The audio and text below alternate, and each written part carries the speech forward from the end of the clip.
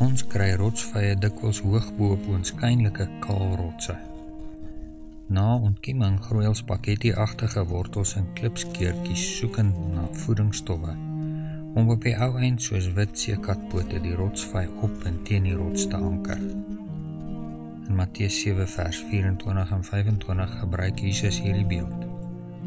Elkeen dan, wat na hierdie woorde van my luister en dit doen, hom sal ek vergelyk met 'n verstandige man wat sy huis op die rots gebou het.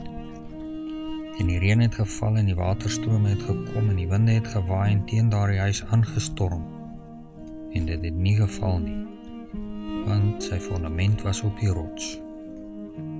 Kom, laat jou vandag voet en ophef deur die lewende woord. Raak opnuut geanker op die rots der eeue. Geseënde, opheffende Sabbat.